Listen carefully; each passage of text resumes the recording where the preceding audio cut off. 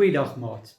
Ons beweeg nou in Paasfees in. En soos ons weet is Paasfees eintlik 'n baie spesiale naweek.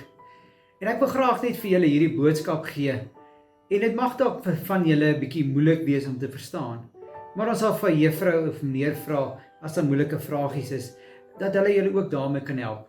En as mamma en pappa ook kan help as daar iets is, dan sal dit ook waardeer word. Ek wil julle vertel van ou Jimmy Wayne. Jimmy Wayne het nie sy pa geken nie. Sy ma was in en uit in die tronk.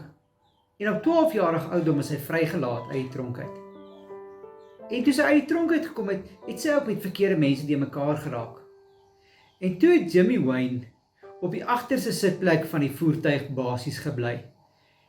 En daar het hy geslaap en gesit, terwyl sy ma en die vreemde mense nou heeltyd van dorp na dorp gegaan het om van die polisie te ontvlug. Op 'n dag het hulle vir Jimmy by die bushalte afgelaai en toe weggery.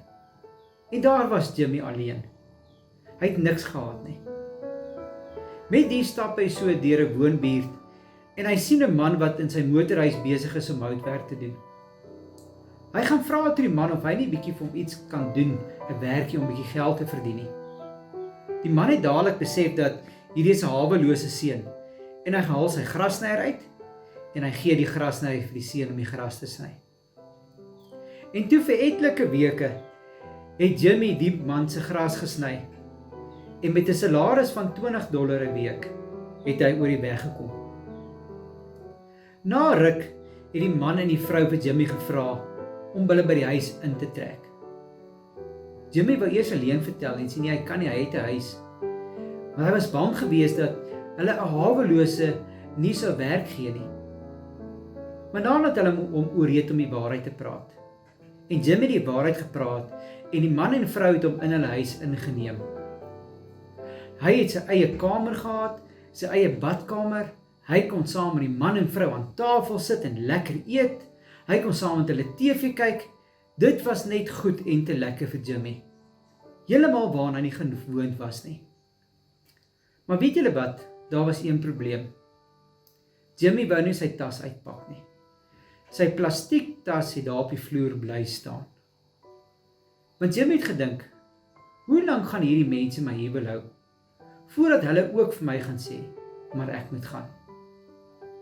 En na so 4 dae kon hulle uiteindelik vir Jimmy ooreed, om sy klere uit sy tas uit te pak en dit in die kas in te pak. Nou seuns en dogters, ons is baie keer ook so. Jesus maak sy huis oop vir ons en nooi ons in. Maar ons is baie keer in die huis, maar nie deel van die huis, net soos Jimmy gevoel het. En ek wil vandag vir jou die volgende uitnodiging gee, wat ons in Johannes 14 vers 2 kry. En daar staan, in die huis van my Vader is daar baie woonplek. As dit nie so was nie, sou ek nie vir julle gesê het nie. Ek gaan om vir julle plek gereed te maak. Seuns en dogters, Jesus het vir jou ook 'n plekkie gereed gemaak. Al wat jy moet doen is, jy moet ingaan en jou tasse uitpak. Jy moet tuis wees, daar waar Jesus is. Moenie net 'n kuiergas wees nie. Laat Jesus toe, sodat jy by hom kan wees. En die liefde wat jy gaan ervaar, gaan jy regtig nie verstaan nie, want dit is te groot vir ons om te verstaan. Want weet jy wat? Jesus het 'n spesiale plekkie vir jou.